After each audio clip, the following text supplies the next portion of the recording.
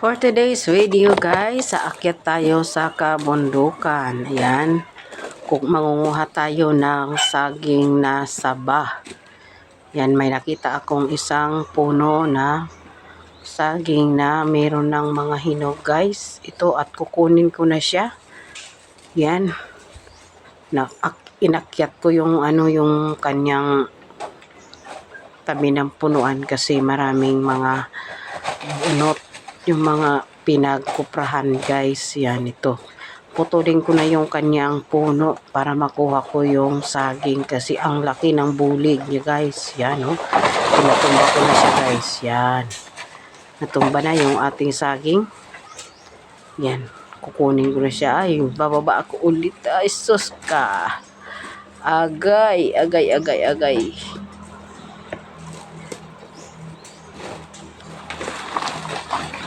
Yan.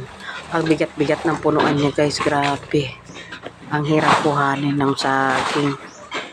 Kasi ang bigat ng punuan. So, kukunin ko. Tatanggalin ko muna yung mga dahon-dahon niya guys.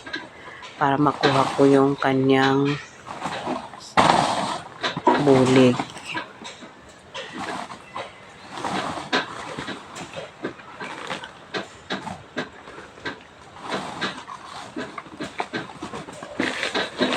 Yan, ito guys. Nakuha ko na siya guys. Naputol ko na.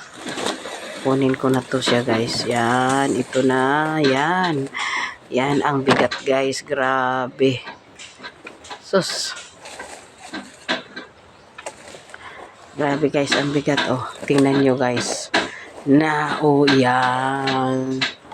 Ang laki ng saging. Sus guys. Masarap to guys. Pahinugin ko siya guys. Oh. Anuhin ko na, tatanggalin ko na sa sa kanyang kasi mahirap bitbitin. Ayun, may kain ako ng saging. Ang sarap, hinog na to. Wow, ang tamis guys. Grabe, ang tamis. Oh, sarap.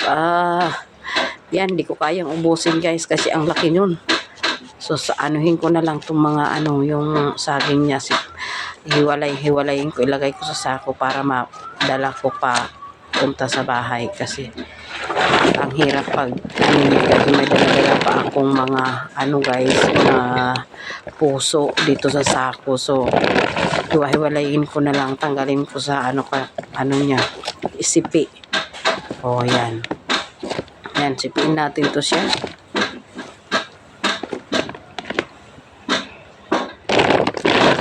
Yan na saging guys. Yan, ay sus na po. Sayang guys, kunin natin to kay parisan natin to siya ng ng ginamos. Yan, lulutuin natin to siya mamaya, parisan ng ginamos. Sausawan niya guys, ginamos na may sili. Yan, sarap dito guys, grabe.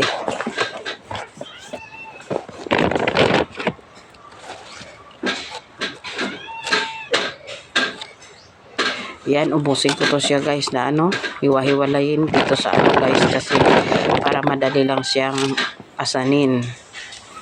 Lagay ko siya sa sako ng so, guys, bigas. Isang Yan guys. Yan, mabigat na siya guys. Hapsak, paano ko na kaya bubuhatin? Paano ko to siya dadalhin yan? Ang bigat. Bahala na. Hindi ko kasi ubusin ko na lang. Hindi ko kasi ni-expect guys na makakakuha ko ng saging na isang bulig. Tingnan mo guys, hinog na siya, Yan guys, tingnan nyo guys, hindi ko na talaga to siya pinalambas sa punuan. Yan, masarap kainin kasi hinog sa punuan. Tamis nito guys.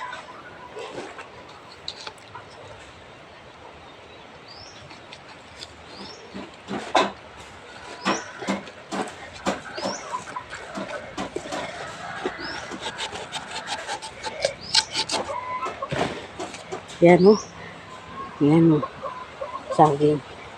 Meron siyang sira. Yan. Tanggalin ko yung bulok kasi ang sadya ko talaga dito guys sa taas guys. Para di ko na madala. Yan. Ganda guys, no? Puso ng saging. Pero hindi ko ini-expect na ganito karami yung bitbitin ko na lang siya. Yan. Nakikita ko. Tara na guys, uwi na tayo. May puso pa ako ng saging. Ang bigat kaya nito guys. Uwi na tayo. Grabe siya. Yan, tara na guys, uli na ta.